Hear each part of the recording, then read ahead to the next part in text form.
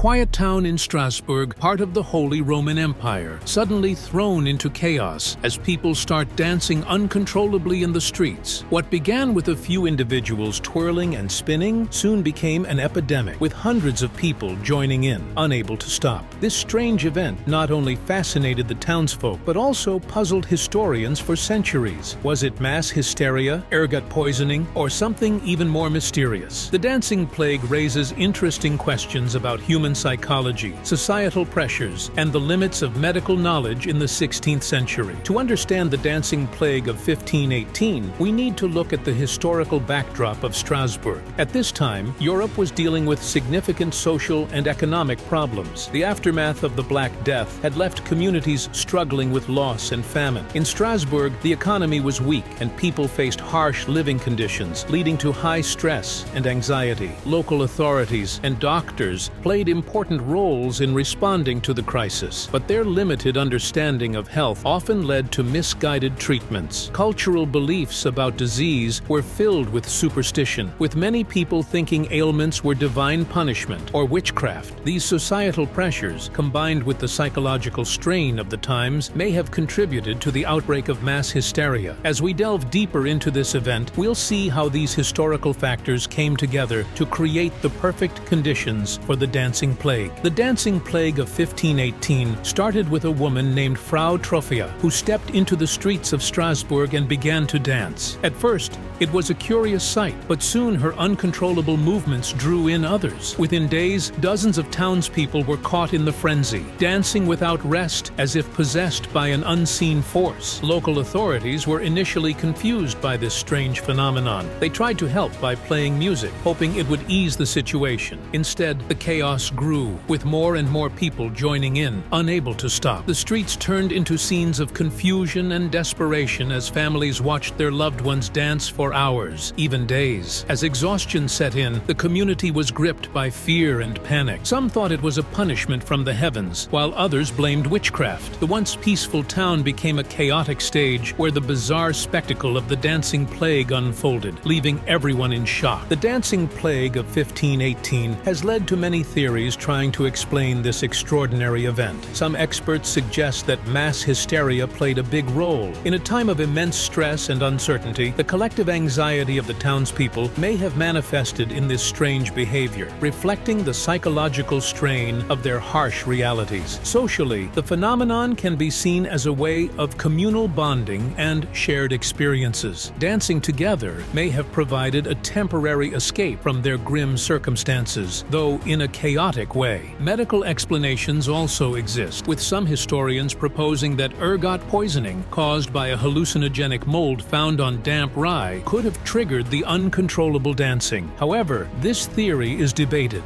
as it doesn't fully explain the large scale of the outbreak. Historians and scientists remain divided on the cause, with some emphasizing psychological aspects and others leaning towards medical explanations. This ongoing debate highlights the complexities of human behavior and the challenges of understanding historical events with modern perspectives. The dancing plague of 1518 left a lasting impact on the town of Strasbourg, changing its social fabric and mental health landscape. In the short term, the chaotic events created fear and confusion among residents. Families were torn apart as loved ones succumbed to the uncontrollable urge to dance, leading to a collective trauma that lingered long after the frenzy ended. In the aftermath, local governance faced pressure to address public health concerns more effectively. Authorities began to rethink their approaches to managing crises, leading to the establishment of better public health policies aimed at preventing similar outbreaks. Were you intrigued by the bizarre and mysterious events of the dancing plague? If so, go ahead and subscribe, comment, and bang that bell. See you all next time.